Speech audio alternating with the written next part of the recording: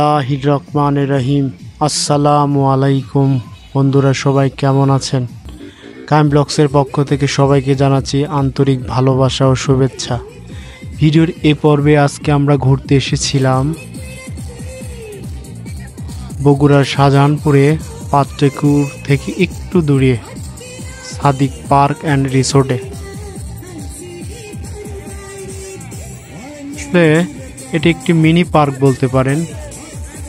এটা গ্রাম সংলগ্ন একটা ছোট পার্ক, যেখানে স্থানীয় গ্রামের লোকজন গিয়ে তাদের কোয়ালিটি টাইম স্পেন্ড করতে পারবে। এরকম একটা উদ্দেশ্যে ব্যক্তি মালিকানায় তৈরিকৃত হয়েছে এই পার্ক অ্যান্ড রিসোর্ট।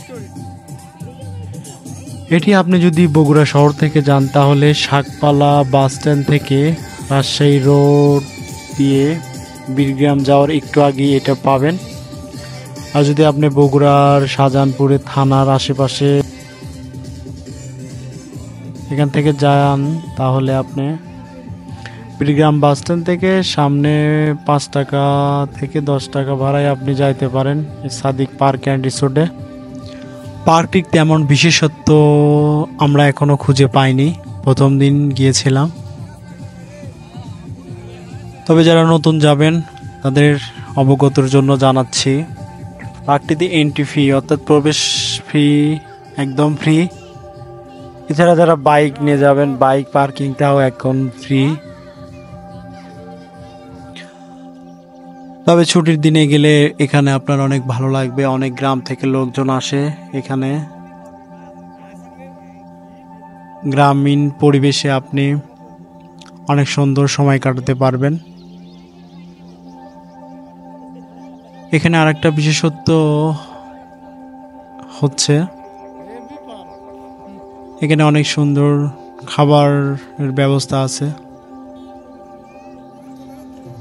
খাবারে বসার জায়গাগুলো অনেক সুন্দর। এছাড়া বিভিন্ন রাইড আছে, আপনি 30 টাকা থেকে 50 টাকা ফিতে আপনি যে কোনো রাইডটা ট্রাই করতে পারেন। আমরা গিয়েছিলাম উদ্বোধনের 2-1 দিন পরেই, পরবর্তীতে ভিডিওটি আপলোড করা হয়নি, অনেক লেট আপলোড হচ্ছে। এটা গ্রামীণ মিনি পার্ক হলেও এখানে অনেক লোক যাতায়াত করে। ছুটির দিন ব্যতীত আপনি অনেক সুন্দর কোয়ালিটি টাইম স্পেন্ড করতে পারেন আপনার প্রিয়জনদের নিয়ে। এছাড়া আপনার ভালো লাগবে যদি খড়না বাজারের আশেপাশে থাকেন, অবশ্যই যাবেন, কারণ এই এলাকায় তেমন ঘোরার মতো পার্ক ছিল না, তাই ব্যক্তিগত উদ্যোগে পার্কটি নির্মাণ করা হয়েছে।